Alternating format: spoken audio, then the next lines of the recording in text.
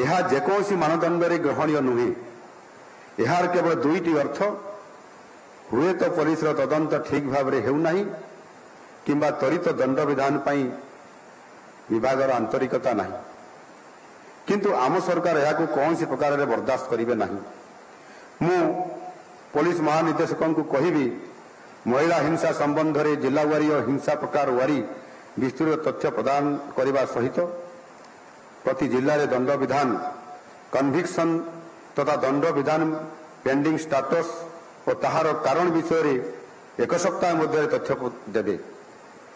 ଏହାକୁ ସଠିକ୍ ଭାବେ ଅନୁଧ୍ୟାନ କରିସାରିବା ପରେ ଆଇନ ବିଭାଗ ସହିତ ପରାମର୍ଶ ବିମର୍ଶ କରି ଭବିଷ୍ୟତର କାର୍ଯ୍ୟପନ୍ଥା ମଧ୍ୟ ନିଶ୍ଚିତ ଭାବରେ ନିଷ୍ପତ୍ତି ନିଆଯିବ।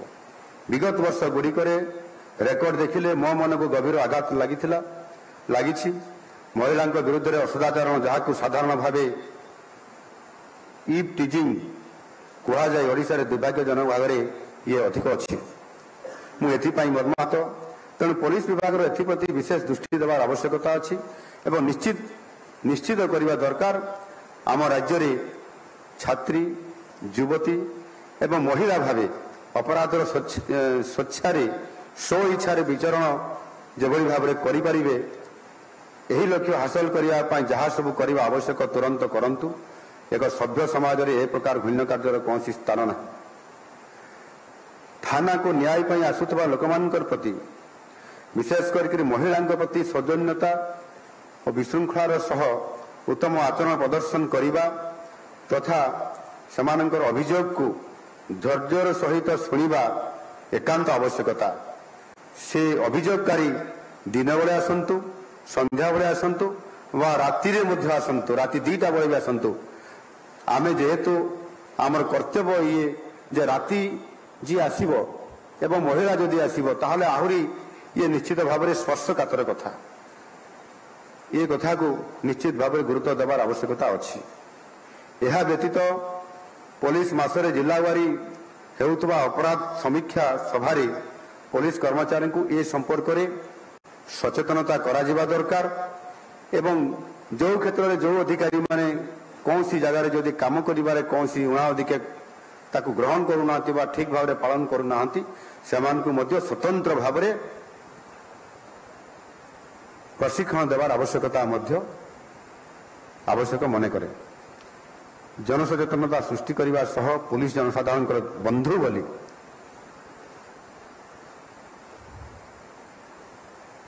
ଜନସାଧାରଣଙ୍କର ପୁଲିସ ହେଉଛି ବନ୍ଧୁ, ଏ ପ୍ରକାରର ଏକ ଜନସଚେତନତା ସୃଷ୍ଟି କରିବାର ଆବଶ୍ୟକତା ଅଛି ଏବଂ ଆଜିର ଦିନରେ ମଧ୍ୟ ଆଉ ତାକୁ ଆଧାର କରି ଆମକୁ ଏଭଳି ଏକ ବିଶ୍ୱାସ ତିଆରି କରିବା ପାଇଁ ପଡ଼ିବ।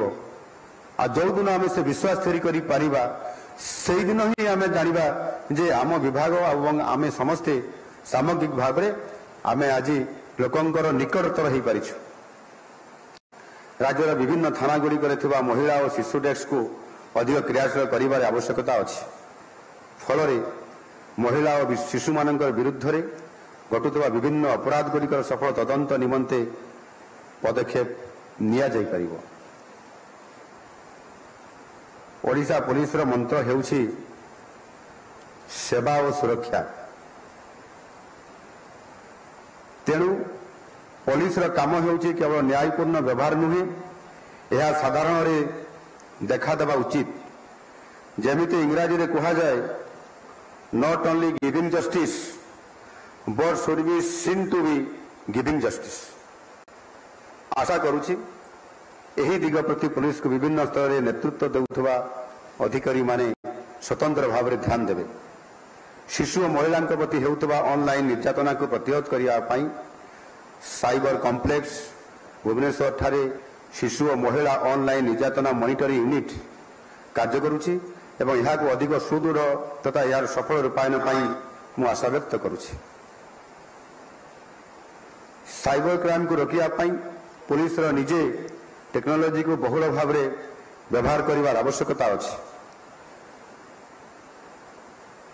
ନିୟମିତ ବ୍ୟବଧାନରେ ସ୍ୱତନ୍ତ୍ର ଅଭିଯାନ ଚଳାଇ ନିଶା କାରବାର ଜନିତ ସଂଗଠିତ ଅପରାଧ ବିରୁଦ୍ଧରେ ଦୃଢ଼ କାର୍ଯ୍ୟାନୁଷ୍ଠାନ ଗ୍ରହଣ କରିବାରେ ओडिशा पुलिस भूमिका प्रशंसनीय। बेआईन निशा कारबार को बंद करने काम को मिशन मोड रे करा जाऊ, जहाद्वारा आम युववर्ग भविष्य सुरक्षित हो पार। तेणु जितेबले से थाना को आसे ताहार भरोसा थाए जे पुलिस ठारू न्याय पाइब। तेणु आम समस्त कर्तव्य होउछि सेही साधारण लोकटीर भरोसा को बजाई रखी उपयुक्त पदक्षेप नेबा। मुझे गत काली जिलापाल सम्मेलन प्रथम दिन में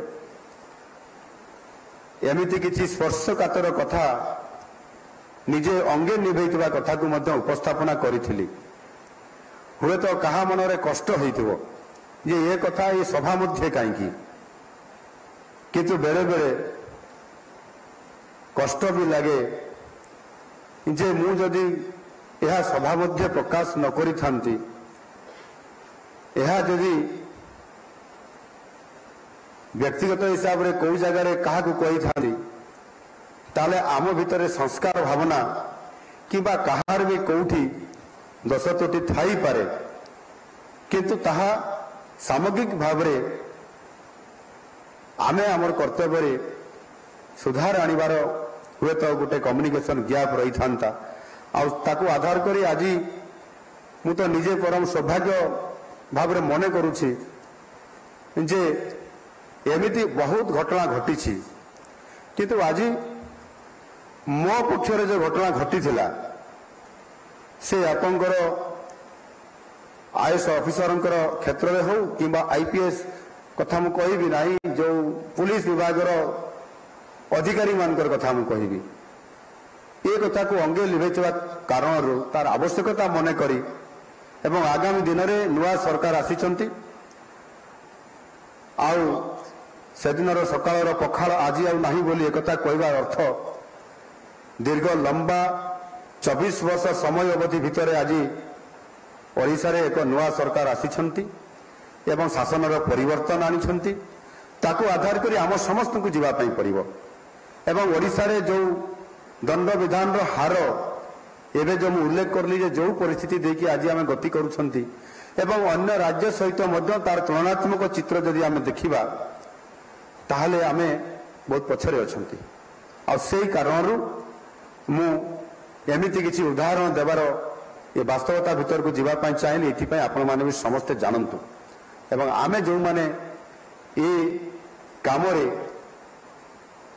त्रुटि जो मान कर रहउची आमे सुधारी जीवा दरकार। ये कथा को संदेश आज मु एही सभा रे देले काली सभा बाहरे जो माने कार्यरत अधिकारी माने अछंती समान को पाखु हुए तो मेसेज भी जाई पारी नथंता।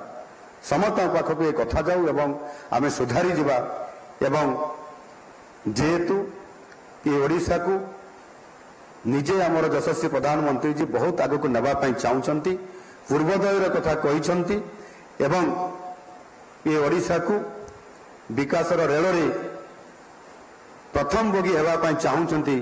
आउ सेथि पई आम समस्त को दिन राति 24 घंटा एक करी काम करिवार आवश्यकता को एठी निश्चित भाव में मु आवश्यकता मने करे। आउ सेहि पई मु निजे मध्य जेतेबेले मुख्यमंत्री अभियोग प्रकोष्ठ को जाउछि सेतेबेले समस्तंकर अभियोग जेतेबेले मु सुनुछि आउ जो माने अति समाजर निम्न स्तर रे अछंती से भिकारीटीए किंबा नेडी पर्सन टीए सीए मध्य जेतेबेले भेटिबार सुजोग पाउछि।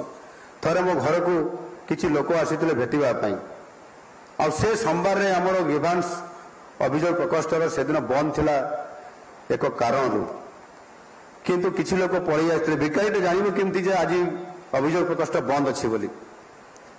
एवं जेतेबेले से मो बासभवन को आसिला ताकू प्रथम रे आमर सिक्यूरिटी तरफ एंट्री करबा पई दिया जाई नथिला। साधारणतः भिकारीटे आसिले किए अनुमति देव, किंतु जेतेबेले मु जानिली सी मते भेटिया पई आसिला मु तांको प्रथम जो 50 जन लोक थिले एक नंबर तांको मु सिरियर रखिली से आगे मते भेटिबो।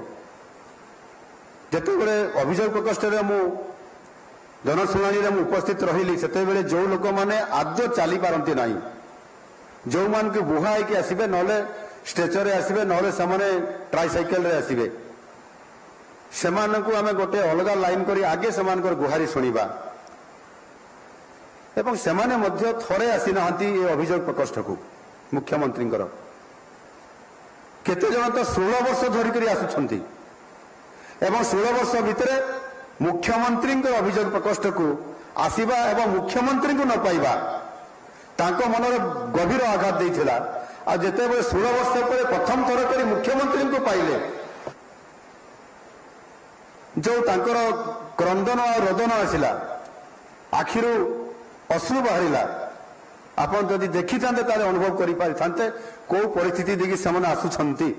ସେମାନଙ୍କର ବଡି ଲାଙ୍ଗୁଏଜ, ସେମାନଙ୍କର ଭାବାବେଗ, ସେମାନଙ୍କର ଆବେଗ କିଭଳି ଭାବରେ ଟିକିଏ ନ୍ୟାୟ ପାଇବା ପାଇଁ, ଟିକିଏ ଛୋଟ କାମଟେ କରିଦେବା ପାଇଁ ଯୋଉ ପରିସ୍ଥିତି ଦେଇକି ସେମାନେ ଆସୁଛନ୍ତି, ଆମେ ସେ ଲୋକଙ୍କ ସାଙ୍ଗରେ ମିଶିକି ତାଙ୍କର ସମ ଦୁଃଖରେ ଦୁଃଖୀ ହେବା ଆଉ ସମ ସୁଖରେ ସୁଖୀ ହେବା, ଏ ଭାବନା ଆମର ରହିବା କଥା ନୁହଁ। ନିଶ୍ଚିତ ଭାବରେ ରହିବା କଥା, ରହୁନାହିଁ ବୋଲି ମୁଁ କହୁନାହିଁ, କିନ୍ତୁ 16 ବର୍ଷ ଭିତରେ ତା ରେକର୍ଡକୁ ଦେଖିଲେ ଜଣାପଡୁଛି ଯେ ସେଥିରେ କେବଳ ମୁଖ୍ୟମନ୍ତ୍ରୀଙ୍କର ଅଭିଯୋଗ ପ୍ରକୋଷ୍ଠରେ ସିଏମ ରହିବ କିନ୍ତୁ ସିଏମ ରହିବେ ନାହିଁ, ଏ ପ୍ରକାର ବି ତ ନିୟମ ନାହିଁ। ଏ ବାସ୍ତବତାକୁ ଯେତେବେଳେ ଆଜି ଆମେ ଦେଖିବା ପାଇଁ ଯାଉଛନ୍ତି, ସେତେବେଳେ ସେମାନଙ୍କର ଦୁଃଖ ଶୁଣି ଶୁଣି 10:30 ବେଳୁ ସନ୍ଧ୍ୟା 6ଟା ପର୍ଯ୍ୟନ୍ତ 5 ଜଣ ମାନ୍ୟବର ବରିଷ୍ଠ ମନ୍ତ୍ରୀଙ୍କୁ ଧରିକିରି ସେଠି ବସିକିରି ଯେଭଳି ଭାବରେ ତାଙ୍କର ଦୁଃଖ ଶୁଣିବା, ଏ ନିଶ୍ଚିତ ଭାବରେ ବହୁତ ବଡ଼ ଗୋଟିଏ ଆଜିର ଦିନରେ ଇଏ ଗୋଟିଏ ବଡ଼ କଥା। ଆମ ଜଣେ ଅଧିକାରୀ, ବରିଷ୍ଠ ଅଧିକାରୀଙ୍କର ଜଣେ ଭଉଣୀ ଯିଏକି ଗୁଜରାଟର ଅହମ୍ମଦାବାଦରେ ରହନ୍ତି ତାଙ୍କର ପରିବାର ସହିତ, ସେ ଦିନେ କହିଲେ, କଣ ଭାଇ ସତରେ ମୁଖ୍ୟମନ୍ତ୍ରୀ ଅଭିଯୋଗ ଶୁଣୁଛନ୍ତି ସକାଳୁ ସନ୍ଧ୍ୟା ପର୍ଯ୍ୟନ୍ତ ହଜାର ହଜାର ଲୋକଙ୍କୁ? ଇଏ ତ ବିଶ୍ୱାସ ହେଉନାହିଁ। ସେ ବରିଷ୍ଠ ଅଧିକାରୀ ଜଣେ କହିଲେ, ନା ହଁ ସତ। ଆଜି ବି ମୁଁ ସବୁଦିନ 2ଟା ଆଉ 3ଟା ପରେ ଶୋଉଛି। ଏଠି 12:30 ବେଳେ ଯାଉଛି ମୁଁ ଲୋକସଭା ଭବନରୁ। ମୋ ଅଧିକାରୀମାନେ ମୋତେ ଏମିତି ସମୟ ଆସିଲା, ସେମାନେ ମୋତେ ଏବେ ଅନୁରୋଧ କରୁଛନ୍ତି ଯେ ଆପଣ ଶୀଘ୍ର ଟିକେ ଏ କାମକୁ ସାରିକି ଯିବା ପାଇଁ। ମୁଁ ତାଙ୍କୁ ଅନୁରୋଧ କରିଛି ମୋ ଆଡୁ ଯେ ଯାହାର ଯୋଉ ଅଧିକାରୀଙ୍କର କାମ ଅଛି ବା ଶୀଘ୍ର ଯିବାର ଅଛି ଆପଣମାନେ ଯାଇପାରିବେ, କିନ୍ତୁ ମୁଁ ଶୀଘ୍ର ଯିବା ପାଇଁ ଆପଣ କହିବେ ନାହିଁ। ମୁଁ ତାଙ୍କୁ ଅନୁରୋଧ ଜଣାଇଛି, କାମ କରିବାର ଅଛି ଏବଂ ଆମର କାମ ହେଉଛି ଯେଉଁମାନେ ଆଜି ଏଇଠି ଆମେ ଉପସ୍ଥିତ ଅଛନ୍ତି ଏ ସଭା କକ୍ଷରେ, ଆମର କାମ ନୁହଁ 8 ଘଣ୍ଟାର ଡ୍ୟୁଟି, ଆମର କାମ ନୁହଁ 10 ଘଣ୍ଟାର ଡ୍ୟୁଟି, ଆମ କାମ ଅଛି 24 ଘଣ୍ଟାର କାମ। 24 ଘଣ୍ଟା ଭିତରେ ବି ବିଶ୍ରାମ ଅଛି। ଆମକୁ 18 ଘଣ୍ଟା କରିବାର ବି ସ୍କୋପ ଅଛି। ମାନନୀୟ ପ୍ରଧାନମନ୍ତ୍ରୀ ଯେ 18 ଘଣ୍ଟା କାମ କରୁଛନ୍ତି, ତାପରେ ବି ସୁସ୍ଥ ଅଛନ୍ତି ଏବଂ ଖାଲି ଏ ଭାରତ ବର୍ଷର ନୁହଁ ସାରା ବିଶ୍ୱର କାମକୁ ଦେଖୁଛନ୍ତି। ଆମେ କାହିଁ କରିପାରିବା ନାହିଁ? ଏ ପ୍ରକାର ମନୋଭାବ ଆଉ ପଜିଟିଭଲି ଯଦି ଆମେ ଯିବା ତାହେଲେ ଅସମ୍ଭବ କାମକୁ ସମ୍ଭବ କରିପାରିବା। ସେଥିରେ କୌଣସି ପ୍ରକାର କେହି ପ୍ରତିବନ୍ଧକ ରଖିପାରିବେ ନାହିଁ। ଆଉ ଆମ ଓଡ଼ିଶାକୁ ଆମେ ଯାହା ମୋଦିଜୀ ଆଶା କରୁଛନ୍ତି ଯେ ଭାରତର ବିକାଶର ରେଳରେ ଓଡ଼ିଶା ହେବ ପ୍ରଥମ ବଗି, ଆଉ ଏକୁଟିଆ ମୋହନ ମାଝୀ ବା ମୁଖ୍ୟମନ୍ତ୍ରୀ ଇଏ କରିପାରିବେ ନାହିଁ। ସମସ୍ତଙ୍କର ଆପଣମାନଙ୍କର ସଦୟ ସହଯୋଗ ଇଏ ନିଶ୍ଚିତ ଭାବରେ ହେଇପାରିବ। ଏଥିରେ ମୁଁ ଗୋଟିଏ କଥା କହିବା ପାଇଁ ଚାହୁଁଛି ଯେ